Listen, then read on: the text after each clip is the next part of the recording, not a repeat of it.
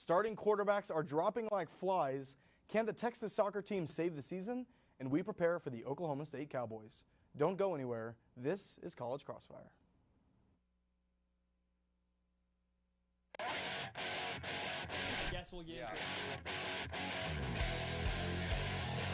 Always enthusiastic, unbelievable, hard-nosed. All right, let me explain why Aaron Judge is getting it. You can boo me all you want. I knew Texas was going to win, right? And then one of the Texas team was going to lose. Hammond, I don't like the game. Oh, you don't like this guy? All right, I'm done. This is all chaos.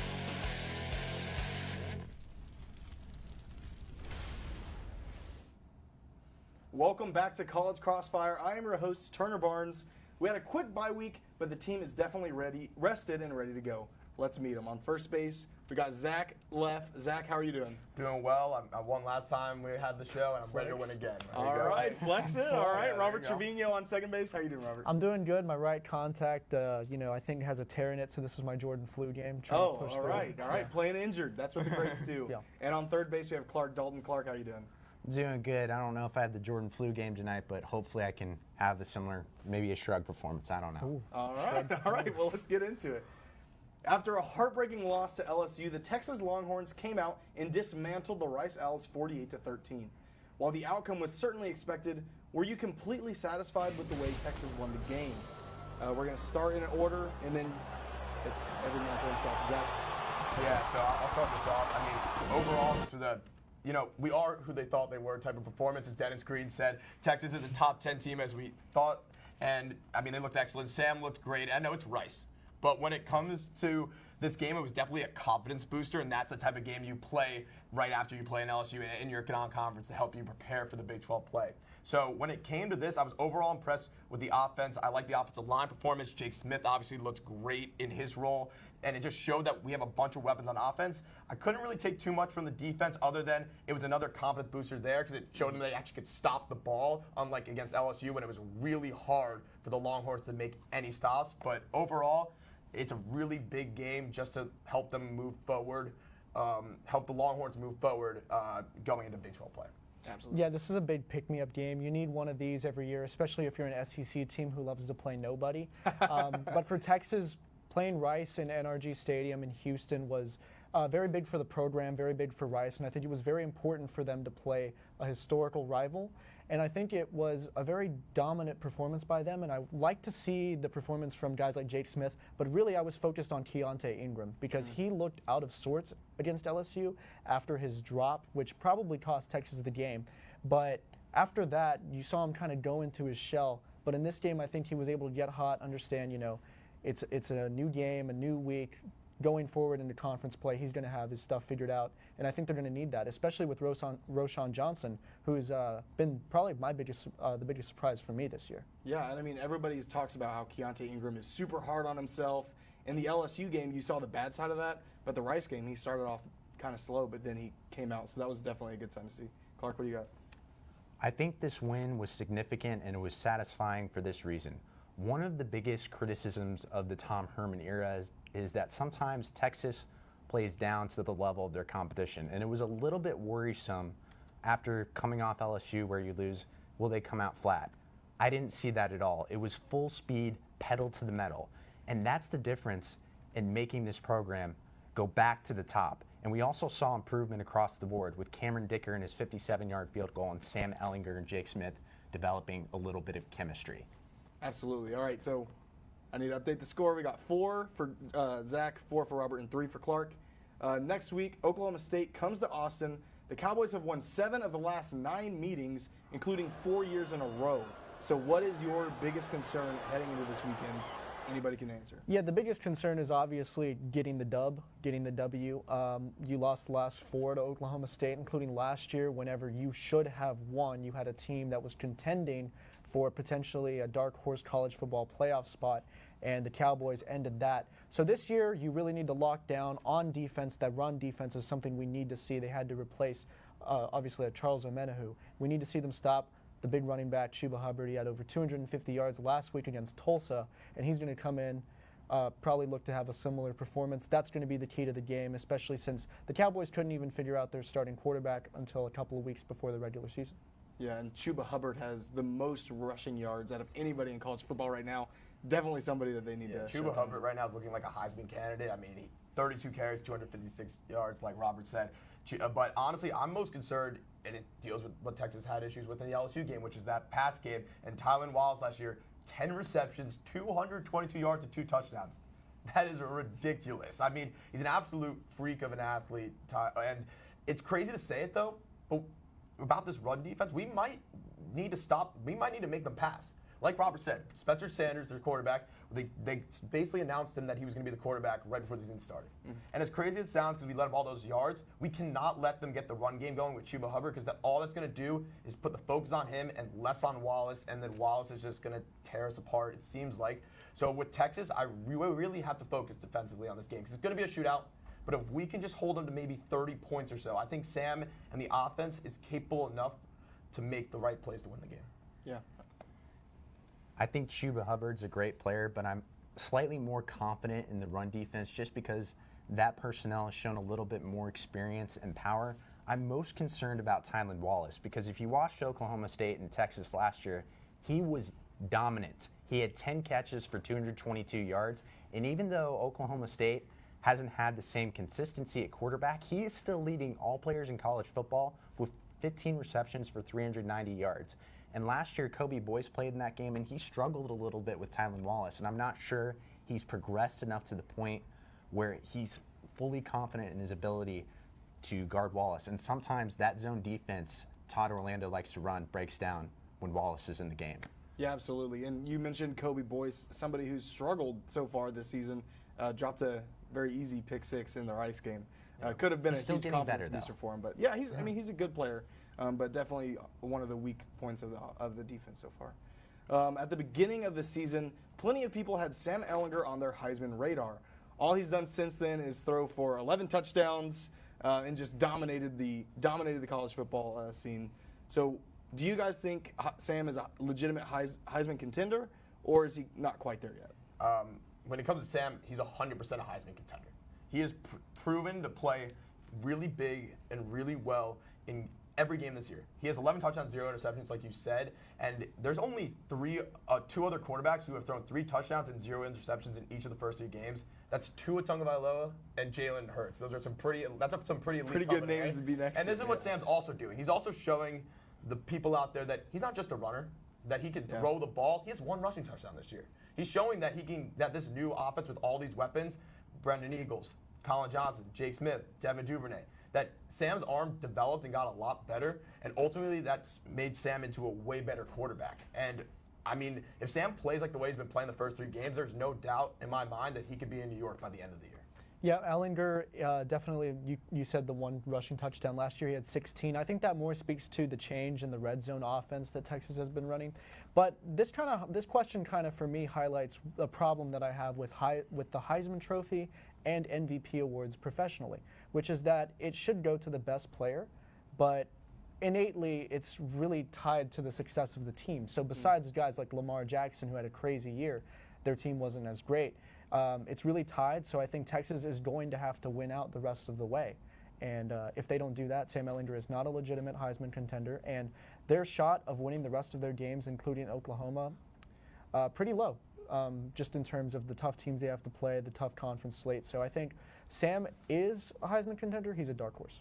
Yeah, I mean, a lot of people argue that Lamar Jackson's second year after his Heisman was better than the year he won the Heisman, and then Christian McCaffrey is another kind of example that popped into my mind. What do you got, Clark? I think Sam Ehlinger is a Heisman contender because his performance thus far has huge historical implications. Let me give you the last 4 quarterbacks who won the Heisman. Baker Mayfield, Lamar Jackson, Marcus Mariota, and Jameis Winston. Through 3 games, none of them had as many passing touchdowns as Sam Ehlinger. Oh. He's an elite company. Need I say more? All right. I mean, Short also, and sweet. Sam's stats last year, I mean, the stats he had last year, just think about that, not on a great team. That's why maybe he has to be on a good team, because his stats last year, he had over 25 touchdowns, 15 running. The only other people to do that have won the Heisman, which are Lamar Jackson and Tim Tebow. And I forget who the other one is right now, but Yeah, that was a great stat. The thing is, there's 9 games left. He's got to prove it. It is early on. All right, so I like this offense, though. He looks great it's a so very, far. very good-looking offense. Update on the scoreboard. We got Zach with 10, Robert with 11, Clark with 10.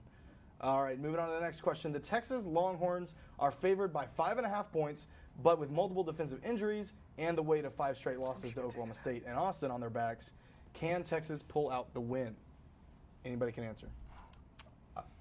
I'll start it off, I guess. Yeah, Texas definitely has some injury concerns. Big names in Colin Johnson, Zach Shackelford. Those are huge names. Ultimately, I do think Texas wins because I see this game as a shootout. And I just see it that which quarterback would I rather have? I'd rather have Sam. I think he will just lead the Longhorns to victory, and ultimately the Longhorns will win this game. Yeah, I think the Texas offense is going to be the difference maker in this game. Sam Ehlinger said he's never going to let Longhorn Nation down again. I think this is the first. LSU was a big game because it was non-conference and it was a huge opponent. This is arguably even a bigger game because it's the first conference game. You have to avenge that loss last year to the Cowboys. And this is a big statement win. I think the Longhorns are going to win by over double digits. Not over double, triple digits, but double digits. Double All right, digits. a big 15 win. or so. If you ask Robert, Clark, what do you got? It's a classic Big 12 matchup. I wouldn't be surprised if the end score is in the 50s, but I like Texas this weekend just because I think the energy of DKR, it's a primetime game. It'll be too much for Austin Sanders to handle, and it's his first true test on the road, and I'm not sure he's quite ready to step in and flourish right away. All right, well, we got Texas winning across the board. I like the sound of that. At the end of the first period, let's update the score. We're now at 11 for Zach, 12 for Robert, and 11 for Clark. When we come back, the panel discusses what the Texas soccer team must fix and who's to blame for this MLB team's collapse.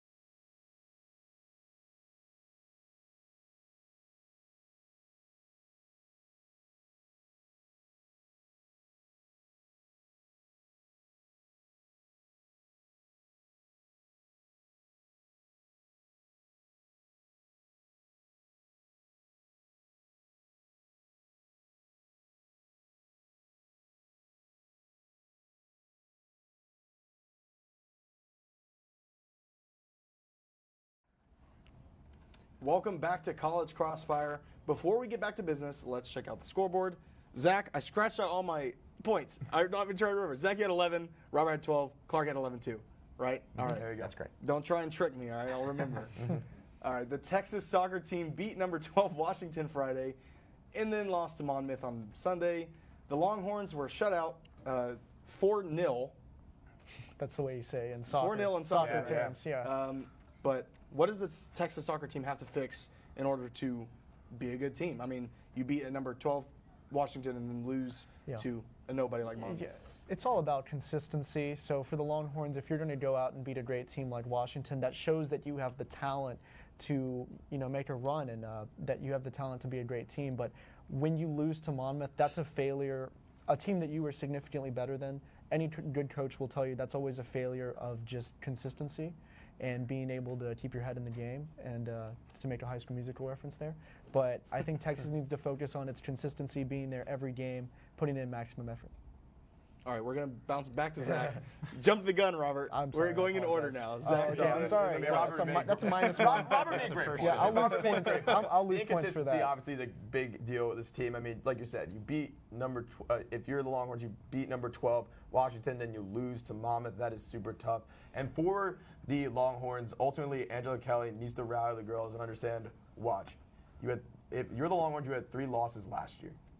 Now, you had 5 losses last year. Now you have 3. That's almost as much as you had then. you went undefeated, and if you're the Longhorns, you went undefeated in non-conference play. Ultimately, you just need to fix it and get into Big 12 and just be confident and motivate them overall. All right, Clark.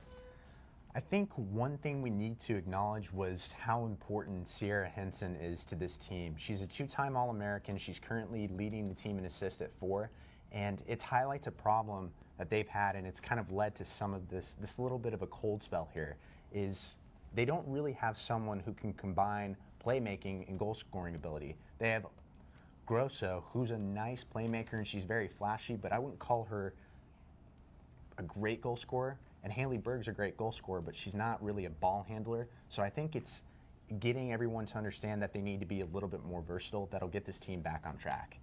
Yeah, I agree. I think the injury to Henson was a big deal. I mean, she got hurt scoring a goal. I mean, exactly. Come on, that doesn't happen very often. So Clark, you're going to get the point. Texas soccer, they're going to be all right. They'll bounce back. Last Sunday, 2 NFL fan bases watched in horror as our cornerstone franchise quarterbacks had to leave the game.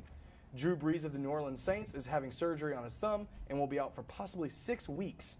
The Steelers' Ben Roethlisberger is also going under the knife, but on his elbow, and his surgery will keep Big Ben out for the rest of the year. So who will be more affected by the loss of their starting quarterback, the Saints or the Steelers? Robert, we're going to start with you. All right. Actually, no. Let's start with okay. Zach, and then we'll go down the line. Yeah. Sorry. Okay, I guess I'll start this time. For me, it's Big Ben. It's me, Okay. Ben Roethlisberger. And plainly, first off, he's out for the whole season. Drew Brees is going to come back eventually. Second, you invested so much in Ben Roethlisberger by getting rid of Bell and Brown. Le'Veon Bell and Antonio Brown. You said that Ben Roethlisberger is your guy. You believe in him. He's won Super Bowls for you, and you're gonna, with whatever talent you have, with Juju Smith-Schuster and James Conner, you trust in Ben. And now not to have Ben there and have an unproven quarterback in Mason Rudolph, who looked nice last week, but that's only one game, and against a Seahawks team who I think's been struggling lately. So overall, Big Ben definitely more of a bigger concern.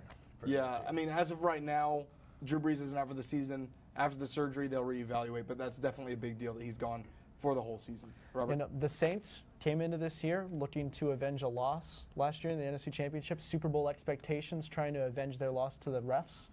The Steelers came in losing Twitter wars to Antonio Brown. So I think that this loss of Drew Brees for the Saints is a much bigger deal. The Steelers are not relevant. I think the Saints are going to be Super Bowl contenders whenever Drew Brees gets back, if they can go 500 in these games, and it'll be a huge deal. But this loss for Drew Brees could end up killing their season depending on how the backup is able to handle it. Yeah, real quick, yes, no question. Do they go 500 with Teddy Bridgewater quarterback? Yes. All right. Clark, what do you got? This is a tough one because they're both Hall of Famers and you wouldn't like to lose either, but I'm going to have to agree with Robert and go with Drew Brees because I observed this when watching both of the games this weekend. When Mason Rudolph came in, he actually was decent. He went 12 for 19 and had 2 touchdown tosses, and the Steelers only lost by 2. So that shows they still have some morale left over. But when Drew Brees went down against the Rams, they were flattened. The morale was just gone, and it looked like a completely different team. Like, I was surprised that the way they had played, you wouldn't have guessed that this team had made the NFC Championship the year before. And I think that's just because Drew has been there so long that he means everything to the city of New Orleans in that franchise. Yeah, absolutely. I mean, but also the Saints weren't doing great with Drew Brees in the game also. I mean, I know it was early, but they still It was 2 didn't drives, look so. great. But I'm going to give the point to Robert. I think the fact that the Saints were one call away from going to the Super Bowl last year, and then this happens, it's definitely a big deal for the Saints more so than the Steelers. So Robert, you're going to get the point. Moving on, the Philadelphia Phillies find themselves 4.5 games outside the wild card spot with a scorching hot Milwaukee Brewers team in front of them. After losing 7 of their last 12 games, who is to blame for their slide out of the playoff race? Clark, we're going to start with you this time. This is tough because I don't want to call out Bryce Harper, but the man's getting paid $10 million and he's hitting .255 right now. And when they paid Bryce Harper this spring, it came in with the expectation that he was going to be the supercharger of this offense. And he's been decent this year, but not at the superstar status you would expect him. Like the Milwaukee Brewers, Christian Yelich, he's been better than him so far. And initially he was making his teammates better, taking the pressure off. But when the pressure has been placed on him, he isn't exactly shined. Yeah, absolutely. I mean, you said it pretty good. I can't add on anything to that. Yeah, Zach, what do you I mean, got? Bryce Harper's a great answer there. For me, it has to do with the pitching. Ultimately, the starting pitching. They have guys like Aaron Nola, Jake Arrieta, and their starting pitching has really struggled for them. Interesting stat is that with the Phillies, they currently have a -6 run differential, and no other team, only 3 other teams in MLB history have made the playoffs with a -1, a negative, run differential. For them to make it, they would need to go on an insane run these next 2 weeks that they have left, and I just don't think they have enough firepower, and a lot of their players, like Rhys Hoskins, has really struggled down the stretch. Yeah, and especially once you get to the playoffs, pitching is just so important. Super important to have guys like that. Robert? Yeah, I'm going to agree with Zach. I think this all hinges on the defense. So their fielding wins above replacement are around 4.5. But I think this all hinged on Nick Pivetta. They signed him to be their number 2 pitcher. Within 4 games, he was pitching AAA. So I think that was the huge deal. But I think another thing that also impacted the Phillies and just kind of sent that over the edge was injuries. They missed some wins that they would have had injuries not caught up with them. So I think it was a perfect storm of things that kept the Phillies out. But of course, as Clark said, I mean, Bryce Harper, you're getting paid the big bucks. That's why you do it. You better be batting better than 255. All right, we got some audience interaction. Yeah. But, I mean, injuries definitely affected it. And I don't think it's fair to pin it on any one of these things, but I'm going to give it to Zach. The starting pitching just has been atrocious. All up and down the board. You mentioned one of the guys had got moved down to AAA, but the whole starting rotation has not been great. So at the end of period 2, the score is all tied up at 12, actually. Pretty high-scoring game. We got a shootout here, I think I got like the 13 Oklahoma on State. there. What? I had a point, I think.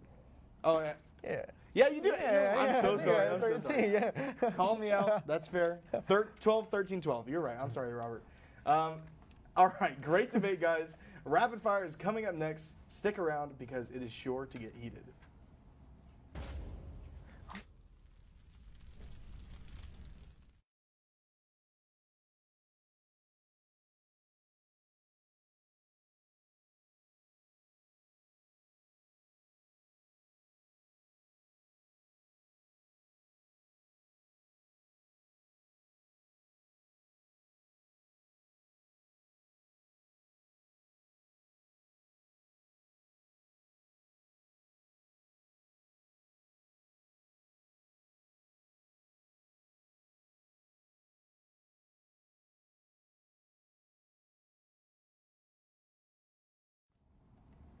Welcome back to College Crossfire and welcome into Rapid Fire. Before we get the debate going, let's remind the audience of the score. As Robert so pleasantly put it for us. I'm sorry. Zach is at 12, Robert's at 13, and Clark, you're at 12. No, I'm not gonna- All right, remember in Rapid Fire, every question is worth 2 points, and you know what that means? It's anybody's game. All right, so the first Rapid Fire question. The Longhorn Stampede of 2019 featured thousands of students, hours of waiting, and only a couple entry gates. The spectacle before the LSU game left many people thinking there has to be a better way to do this. So, how would y'all fix the student section overflow in DKR? Anybody answer? I'd put it on a boat shaped like a longhorn. Oh, and not just any boat. This boat's going to be Clark awesome. You can set fireworks off. It has a little slip and slide. You can bang it so it can make noise when the team's driving on offense. All right, we got a boat. Anybody else? Anybody? Okay, so with me, I'm gonna go back to the old system, and I understand why Chris Del Conte wanted to do the new system because it would bring fans to the game, almost have that stampede as we saw because it brought the attention. It's gonna bring news, but it's way more organized to have it. It prioritizes the seniors who have been here longer, and you know what? Ultimately, if you want to get to the game as early or as late as you want to get to, you should be able to do that. As a senior, that doesn't sound horrible, but it also sounds horrible. Robert, what do you got? All right, so they're trying a new thing this week where they make one gate available and you're going to be able to do it through a queue. What I think is you do that, but you do it on the first week of classes for the whole season. So I think you have one day where you're like, listen, guys, we don't want a full stampede at every game. We're going to do one full stampede at the beginning. And you have a long line from the end zone of DKR stretched as far as it goes. And you set a time when you're like, you can start lining up at this time. And it goes for like days. And then whoever gets those spots on that one day of waiting, no cutting, you have security. Whoever gets those spots first on that one day gets spots for the whole year. So like a one-day Hunger Games free-for-all Yeah. for seating for It's the better whole than year. LSU. It's going to be multiple days. Oklahoma State. That's be not worse bad. Than LSU. All It'll right, be worse Robert, than you're going to LSU. get the 2 points for that because Thank you. I can get behind that. Yeah. That stampede was horrible. Yeah. All right, so next question. On Saturday, the Texas Longhorns fried rice. Oh, God. What do you do with the Longhorns after a loss to LSU? Throw it in some rice. You get the point. Well, while not named after the tasty grain, the image of food is stuck in our brains like white on rice. Oh, God. All right. I'm done, I All right, promise. come on. So if you were starting a new university, what food would be most intimidating to name your team after? Oh, my goodness. What a question. Thank you, Robert. Oh, Came up with wow. it myself. A food? A food. Oh, man. I'm going to have to go with chicken. It's big, it's protein, It's old, Chicken? reliable. Listen, just because I'm the only one who started speaking, I'm going to go chicken. I think that, coming off of it, this is not a great answer now that I'm speaking through it, but, it's Hey, old, reliable. sometimes It's old, reliable. Sometimes you have it's to be strong, the best. You have to be better than what's around you. Well, All right, what yeah. else do we got over here? Wow. What food? Wow, this is crazy. First thing. Tough. Let's just go with Doritos. Doritos? Why? You know what? Doritos? You know what? It just sounds like an intimidating name. I don't know why. I feel like it'd be intimidating for some team like the Doritos. Right? Yeah. Clark, what do you got? orange. It's orange. Clark, you look It's like you're orange. deep in thought And over it's there. I am deep in thought. Takis. Takis. Takis have a mysterious name to them. You might not know what it is. Well, they both So it chose could they have both its- chose and orange chips. No. The Takis are pretty Well, spicy. on brand. I hate to do this, but chicken's gonna win. Like, it's the only thing that can fight you. I want to add a You can- note. It's orange chicken. All right, we gotta move on. We gotta move on. Wow, chicken won. Okay. Yu Darvish has the reputation around the MLB as one of the only pitchers to routinely throw 7 different kinds of pitches in a game. So let's find out just how many pitches y'all know. Here's how it's going to work. In a snake order, you're going to name a kind of pitch, and then once there's only one man standing, that person will get the 2 points. Does that make sense? Yes. So it's going to start with you, Zach, and we're going to go down the line, and then come back, just names a kind of a pitch. How specific? Like, can I say fastball? That's fine. Yes. Okay. I think. Screwball. Fastball, screwball, Curve. curve. Now you go again. Slider. Slider. Ephus. Changeup. Wow. This is incredible. Sorry, Zach, go again. Changeup.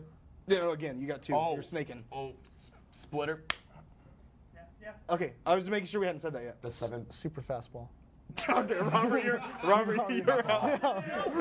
Knuckleball. That's Super 7, right? fastball's not a pitch. That's He's 7. out. It's That's not what a I'm saying. pitch. It's not a pitch. What do you got? Knuckleball. Knuckleball? Say another one. Sorry, I'm pointing. Yes, go That's again. rude. Not sure this one counts is the problem. Just try it. Say it. Try Spitball?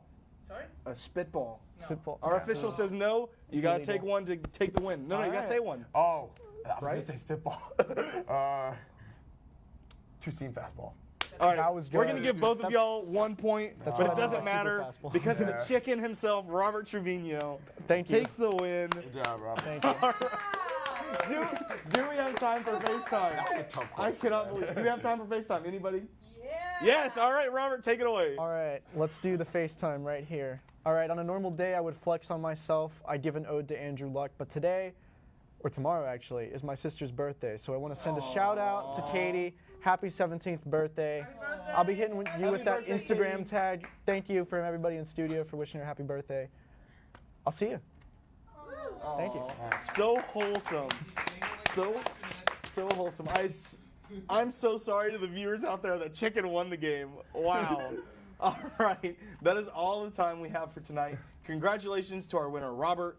Happy birthday. What's her name again? I'm sorry. Katie. Katie. No, I you're already good. forgot. You're good. You're fine. Happy birthday, Katie. Thank you all for tuning in tonight. Be sure to check out our brand new show this semester, the 1-0 Sports Show, hosted by Thomas Fitch and Robert Trevino himself at 7 a.m. every Friday. Also, tune in to College Press Box every Monday at 9:30 p.m. for the latest sports news around the 40 acres. Don't forget to follow at TSTV Sports on social media. And for all the panelists and everyone in studio and Master Control, we'll see you next week.